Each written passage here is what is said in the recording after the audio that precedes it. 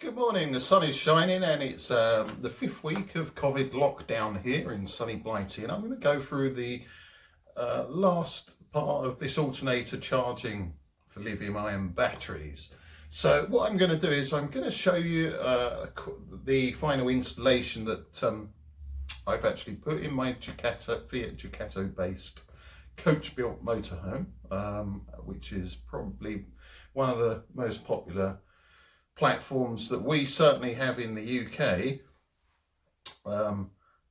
Then I'm going to go through and show you how I've wired that up and some of the logic behind it and calculations involved. And then finally, I'm just going to go through some frequently asked questions. Particularly, I've had some questions coming in from several people through the website blog. And also, not to mention a couple of WhatsApp colleagues that I've got, one in particular who's just recently fitted a battery converter. So I'll go through some of those, and that should wrap things up. So here's my final setup. I've got two KS HT120s that live under each seat. So what I've got here is both leisure batteries are protected, each by a 175 amp fuse, and I have two lots of 25mm cable on each battery. That goes off to the 3 kilowatt inverter, which I'll show you in a minute. In addition, on each battery I have a separate earth which comes off under here to the central earth point on the vehicle itself, and there's the other one going to this leisure battery. So each earth cable is approximately 1 meter, whilst over here each cable to the inverter is approximately 2.6 meters, and I'll quickly show you where that's routed. That's routed coming under the floor. This has got a slightly raised floor at the cab front end, through here into the rear seats. Now this is where the 25mm cable from the vehicle battery comes in to a standard 140 amp split charge relay. Now this isn't a voltage sensing relay, and its output goes directly to the inverter, and then from the inverter along those cables to the leisure batteries that I just showed you up here under each seat. And just quickly, so this is the alternator power coming in on the Ducato standard alternator feed through its fuse to the vehicle battery. So coming off of the fuse, I've got that 25mm cable here running to that split charge relay that I just showed you. Okay, so that's the setup. We'll just take a quick look at the current draw. Okay, I'll just turn the engine over. This is the Bluetooth monitoring app to the battery, or one of them, the one to the left. So immediately you can see the current's coming up to 30 amps, and I have a clamp meter here. So we've got a total current of 70 amps going into the split charge relay.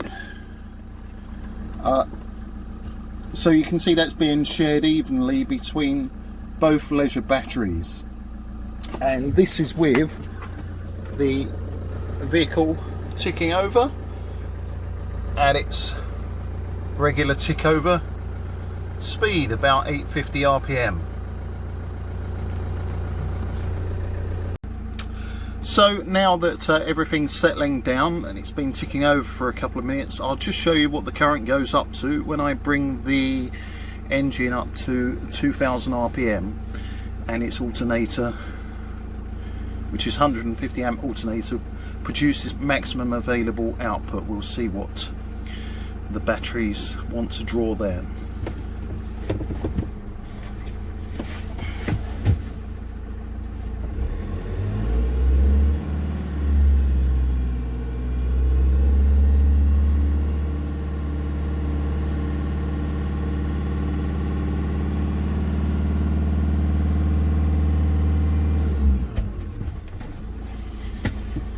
And there we have it.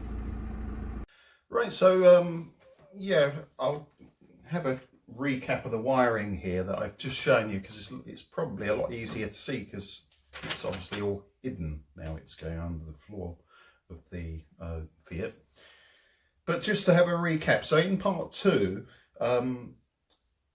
with the test done where I was connecting the 2 lithium batteries at this point here with virtually no wiring, or at least, you know, 20-30 centimeter runs of 25 mil square cable, where we had the cable lengths reduced to the bare minimum. The recap is the figures I came up with were tick over. I had an initial current draw of 100 amps, and I could see that 40 amps was going into one lithium and another 40 into the second. That's 80 in total. So the other 20 amps would have then been going into the vehicle battery, which I also had at quite a discharge rate. And then when I increased the engine RPM from idle to 2000 RPM, that current went up to 140 amps, with the lithiums able to draw 58.5 amps, 117 amps in total between them, which was quite a bit. So now I'm sure that's fine with Fiat's alternator there, because it's a 150 amp rated alternator.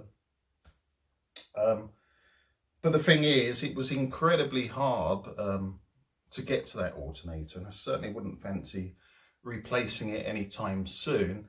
Now, such load is obviously going to place extra load on the alternator's bearings, and yeah, I was looking at an air temperature around the actual case air outlets of the alternator's case was coming up to 120 degrees C. So that means, you know, eventually that alternator case temperature is going to certainly reach at least 120 degrees C, not a little bit more, as the engine crankcase comes up to temperature 2.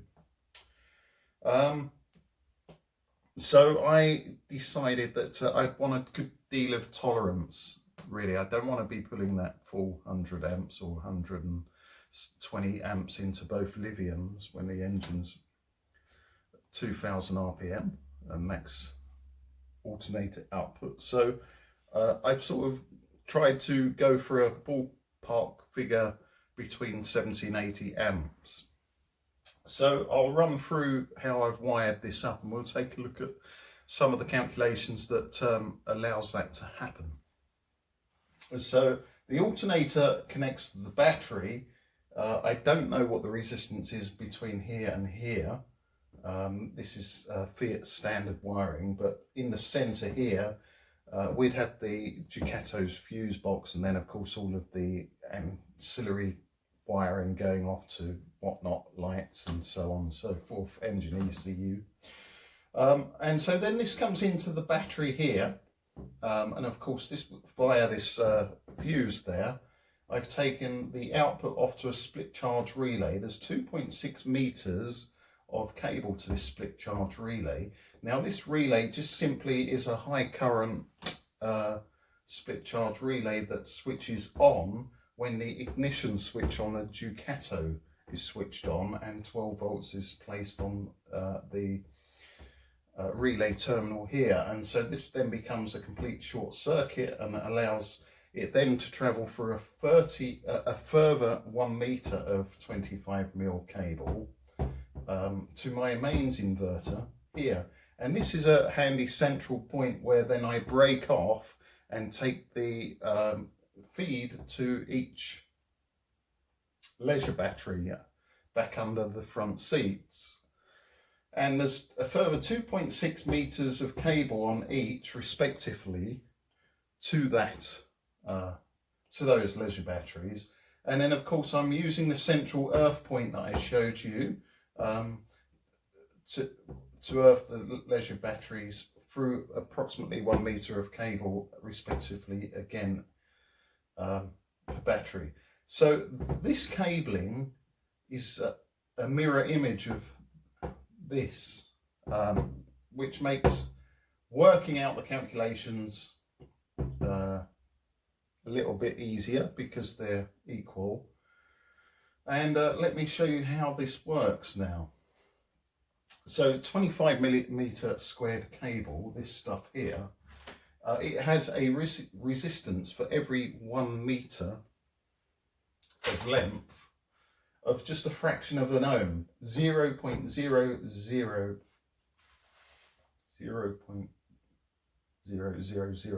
ohms, which we must take into account.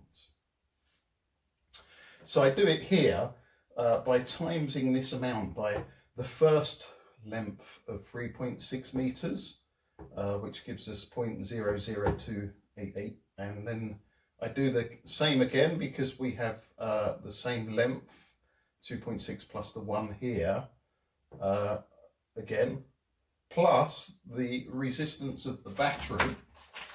And then because there are 2 batteries, I then divide this sum here by 2. Now the resistance of the battery, if I look at the spec sheet for the KSHT120, it tells me that the DC resistance of the battery is 20 milliohms, which is accounted for here.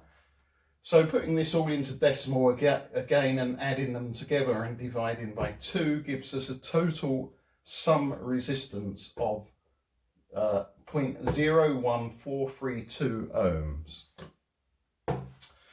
Now we're using Ohm's law to work out the current, and current is equal to the voltage divided by the resistance. So we now know the resistance, and the calculation for the voltage was quite simple as well, which is the alternator's output voltage when the battery is fully charged, which is a 14.4 volts here, less the nominal voltage of the battery when that's charging.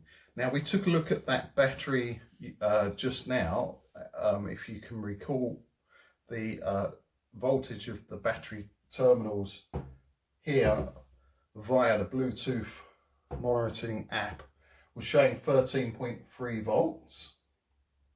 So the actual voltage to use in this calculation is that minus the vehicle's alternator voltage, giving us 1.07 volts. So we divide 1.07 volts by our overall wiring resistance to give us the total current, and that's coming out at 74.7 amps, which tallies again with exactly what we saw, more or less,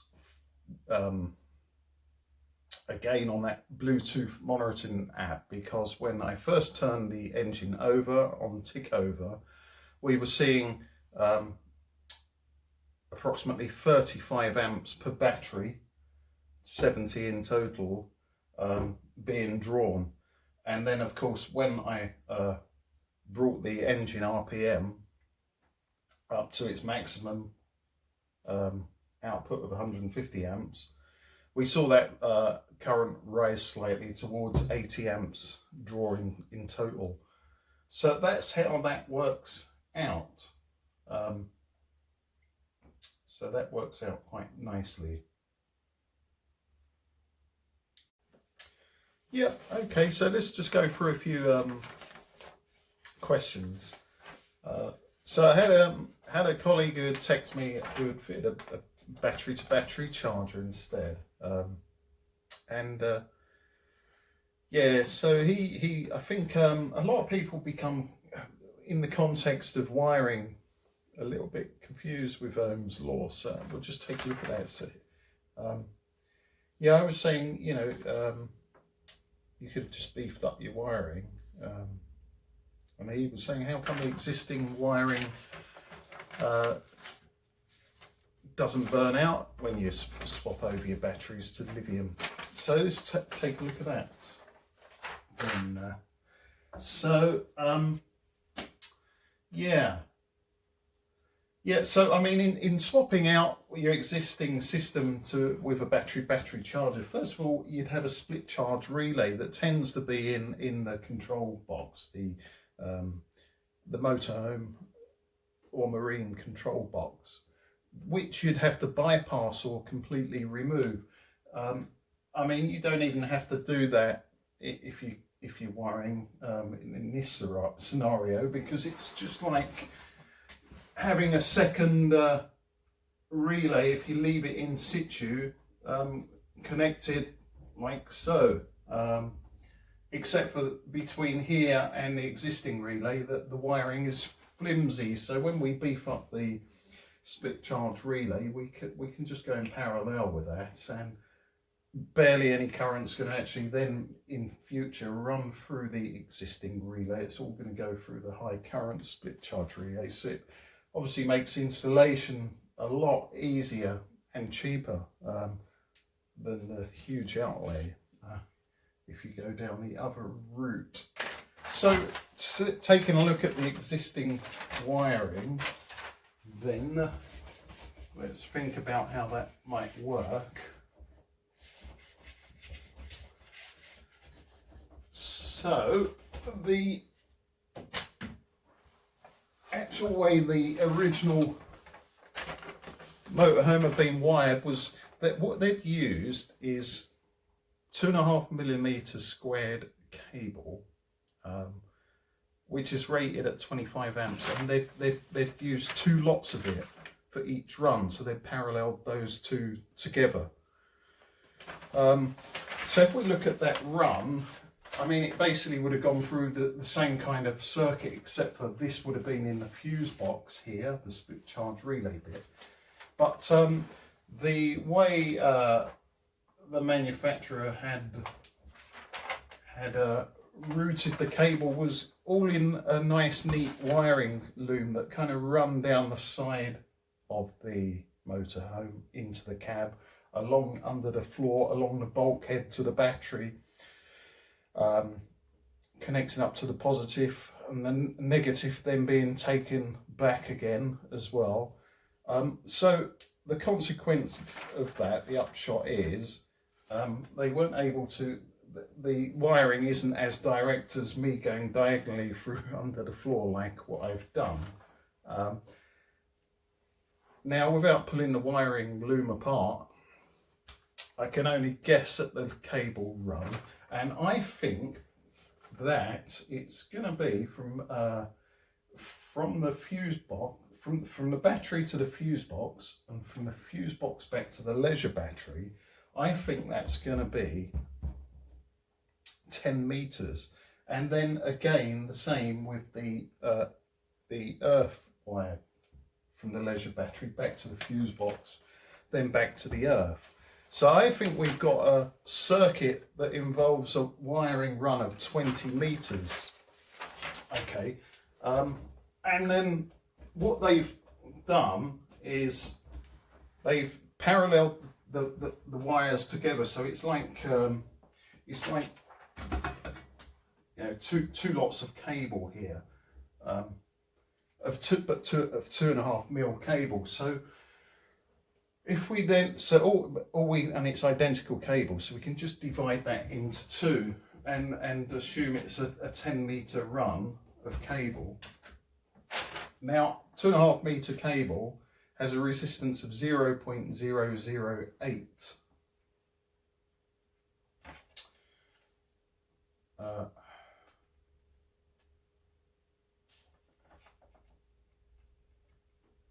So if we times that by 10, so 10 times 0.08, that's 0.08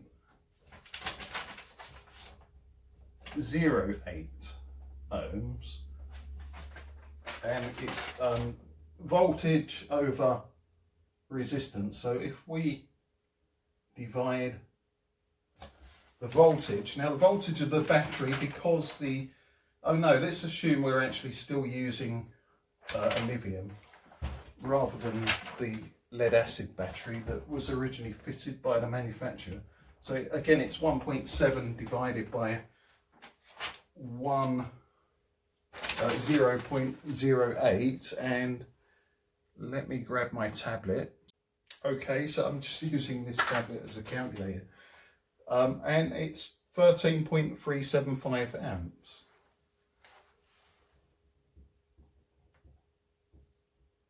13.375 amps. Looks like a bead, doesn't it? So that's for one battery. Then of course that's going to double if I put two batteries together, or almost double, give or take. But of course that's assuming that the entire run's 20 meters. I mean, it could be a bit less, it could be 15 meters. So that might be, you know, going up towards 20 amps. But that's the reason why the flimsy wire doesn't melt, because it's carrying a current of what it's rated to do. Okay, so hopefully that explains that. So someone asked me earlier in the YouTube questions, I think it was part 1, would it be different if all the vehicle electrics were running? Well, I took a look at the current draw in the second part of the video that I made linked to this third one, and I found that when the engine was running at 2000 RPM and we had fully depleted leisure batteries with no cabling resistance connected as close as possible here, and I had all the electrics running, including the fans and even the mirror heaters, as well as headlights and everything, every electrical load I could switch on, I found that the batteries were between the pair of them drawing 117 amps, and the vehicle was drawing 23 coming into the battery. So yeah, I mean, we were then, you know, pulling 140 amps off of the alternator. And of course, next thing to consider is, what would a battery charger look like? So this would go in place pretty much at the spot where the split charge relay is in the circuit here.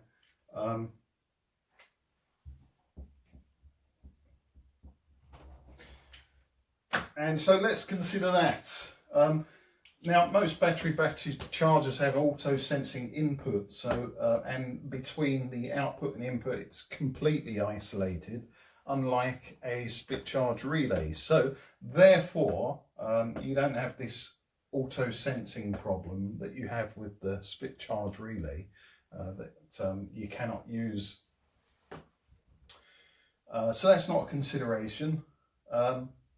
And then this wiring here doesn't necessarily need to be so beefy, because you just need the wiring to be rated at whatever the battery charger is. So that might be, you know, say a maximum output of 60 amps. You could have, say, you know, a third of the size of what you've got. You could have 10 mil square wire there, no trouble at all. And of course this length of wire could be considerably longer as well. So if you've got your leisure batteries right in the back of the vehicle, you know, with 20 or 30 yards of cable run, it's not a problem, because, you know, you're going to have considerable resistance here So you might, let's say, end up with just 12 volts here, but then the battery charger is going to boost this back up to 14.4 volts. So you really don't need to worry about this cable run here. But you might need to then worry about it from its output onwards again, because you've got all of this voltage drop to take into consideration again. But that said, there are some, quite a few actually, battery chargers that have a sense input, and we can hook that back up right direct to the terminal of the leisure battery, so that it can sense any voltage drop from this point on, and compensate, so that it ensures that there's definitely going to be a maximum voltage that it can deliver of 14.4 volts, whereas in reality the output here might have to rise to 14.8 volts to achieve that. So let's say, so it can do that. Yeah, I think that's probably everything to consider. But of course, you know, in doing so, we've got the additional cost of the B2B charger.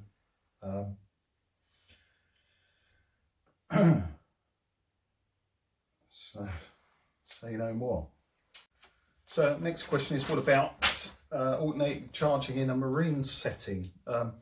So firstly, that may be an option where a B2B is actually a good idea, because you know, if you're cruising across Channel or across the Med or something, you may be cruising for several days at a time. So now, just to quickly explain, that's not a problem in a vehicle, because you're traveling for 3-4 hours maximum, and often shorter journeys than that. So you're only holding the battery at its maximum voltage of 14.4 volts intermittently. Whereas in a marine setting, this could be for days on end, you know, in some situations.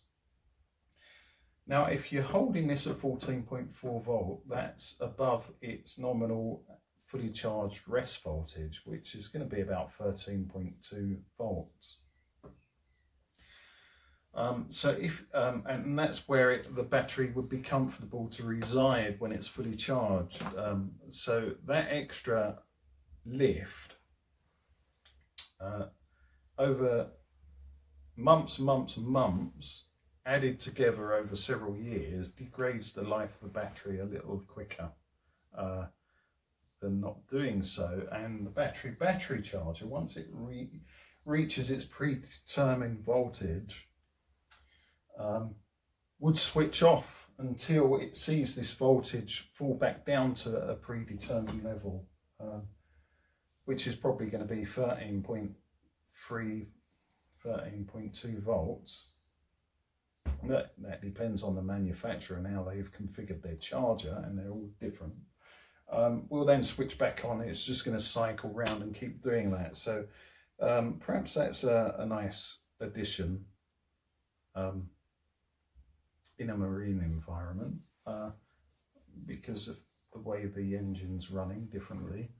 But then talking of engine wise,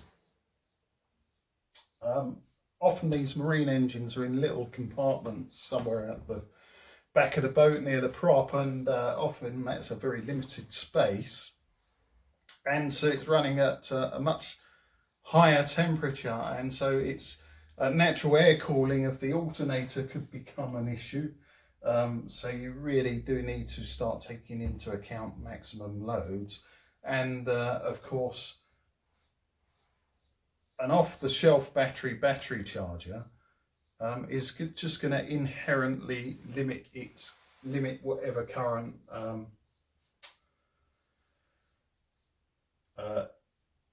would be safely available from the alternator.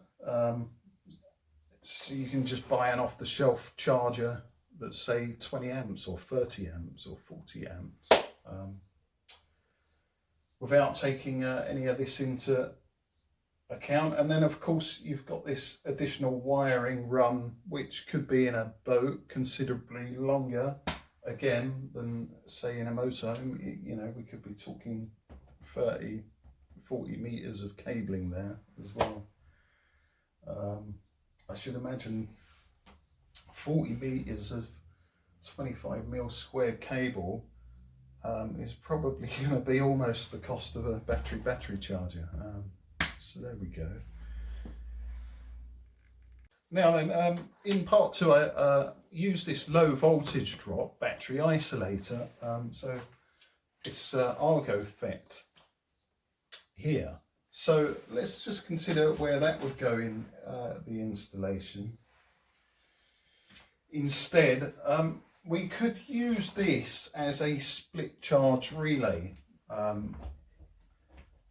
because we don't have any of the voltage sensing issues, and it could go in here like and it would look like this. Blue pen, just another square box. So the input to the Argo FET, and then the output off to the batteries here. So that would correspond to the input here, and then just tapping off one of the outputs here. And between these two, there is almost zero voltage drop here, or negligible resistance when the current is running this way. However, it's impossible for the current to run back this way. It acts like a one-way valve, a bit like a diode, except for a diode has a huge voltage drop of 0.6 volts. So you couldn't use a diode because that would take an awful lot of, that would drop the voltage from 14.4 volts to 13.8 volts, and then we're going to find it almost impossible to fully charge the leisure battery. However, what would happen is, so using the FET we can fully charge the battery, no trouble at all, because the voltage and current is going to run nicely this way. And it's not going to run the other way. So then when the engine's switched off, the vehicle battery falls back to its at-rest nominal voltage, which is going to probably be about 12.6 volts. And that's going to be below the voltage here of 13.3 volts, 12.6 volts here. Of the fully charged leisure batteries. So then you could happily use your leisure batteries here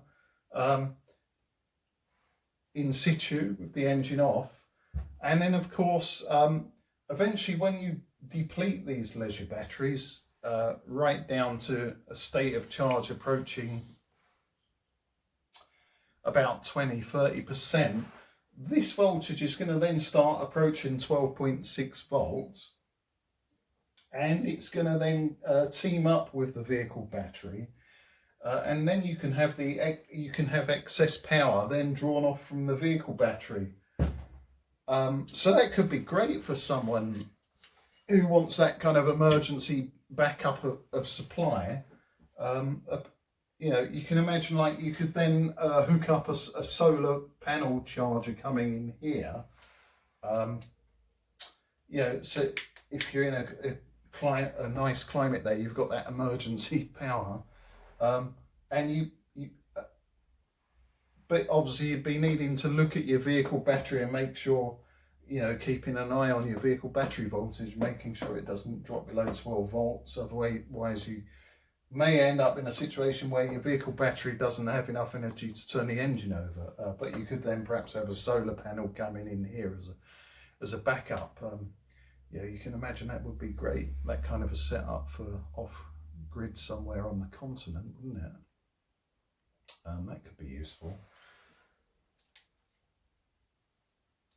Now, the intended way to actually hook up this fat isolator is not like this,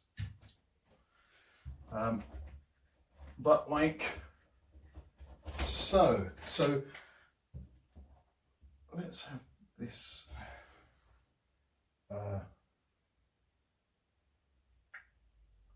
that would not be there either, so this wouldn't exist at all, and we would connect the Argo FET between the alternator and the vehicle battery, like so. Now it has, this one has 3 outputs, so we could use output 3 to go to the vehicle battery. Output 1 and 2 could go to our leisure batteries, like so.